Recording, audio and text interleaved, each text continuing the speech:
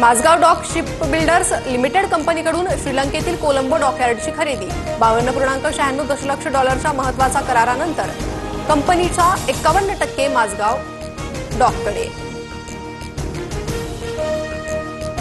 बीडच्या केसमध्ये ग्रामसेवकाकडून एकाच व्यक्तीचे 3 वेगवेगळ्या सालचे मृत्यू प्रमाणपत्र, ग्रामसेवकावर कायदेशीर कारवाई करण्याची मागणी।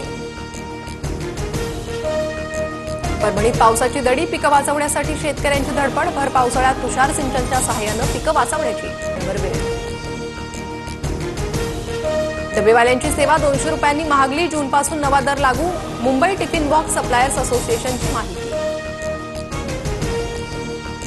गंगापूर धरणातून पाण्याचा विसर्ग कमी, गोदावरी नदीला आलेला पूरही ओसरला, मात्र नदीकाठच्या नागरिकांना दक्ष राहण्याचं आवाहन। नवी दुचाकी खरेदी करताना आता ग्राहकांना 2 हेल्मेट खरेदी करावे लागणार, केंद्र सरकारचा नवीन नियम, हेल्मेट पुरवण्याची जबाबदारी दुचाकी उत्पादकांवर असणार। कोकण गोव्यासह घाटमाथ्याला पुढील 3 दिवस ऑरेंज अलर्ट, पुण्यातील घाटमाथ्यावर पुढील 3 दिवस मुसळधार पावसाचा इशारा।